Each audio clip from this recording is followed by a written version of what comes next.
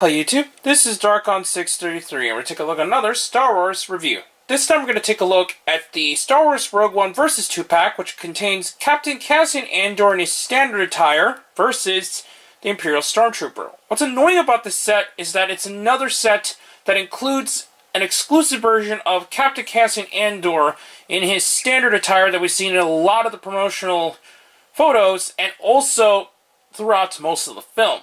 What's really sad, too, is that the only other way to get a standard 5 points of articulation figure version of Captain Cassian Andor in this particular attire is with the actual U-Wing, which is not the cheapest vehicle out there. Another problem is that the 3 3/4 articulated version is obviously exclusive to Walmart. So, as of this moment, there is no such thing as a standard card version of this particular attire, and I find that a bit annoying.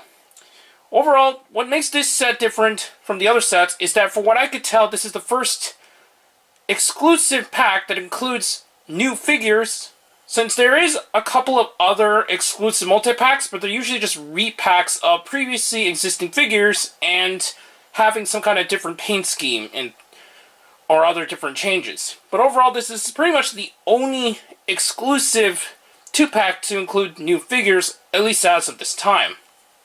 Anyways, we're going to take a look at the box. The box shows the standard versus kind of style packaging. Shows Cassian Andor versus Imperial Stormtrooper. Shows that it is indeed a Toysrus exclusive. Bio on the back. And pretty much the same stuff we've seen with the other boxes with the app.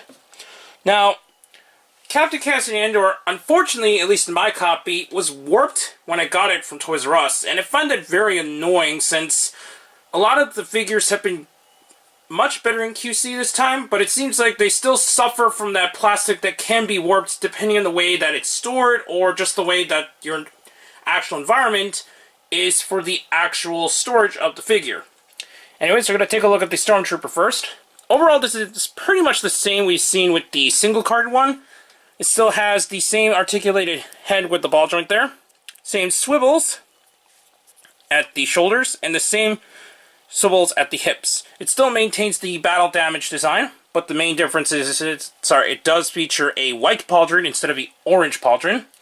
Pressing the little area on the chest does cause it to pop off again. And we're just going to remove this for now and take a look at the actual figure underneath.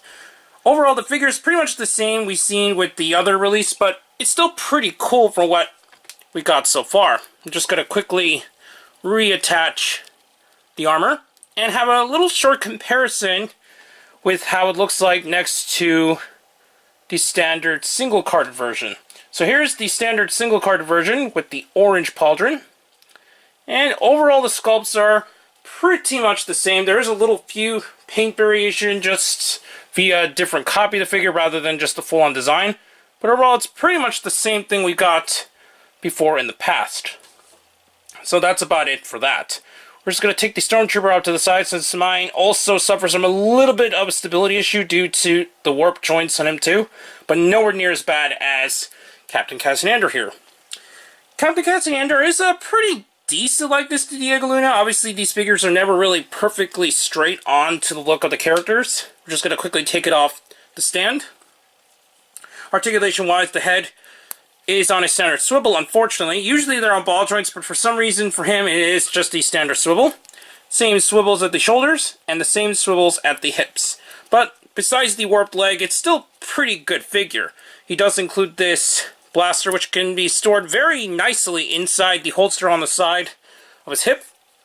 And at least I could say that Hasbro has still upped the quality with the actual holding of weapons, and I think that's still the best part of these figures, is that they're at least able to hold the weapons with no major difficulty.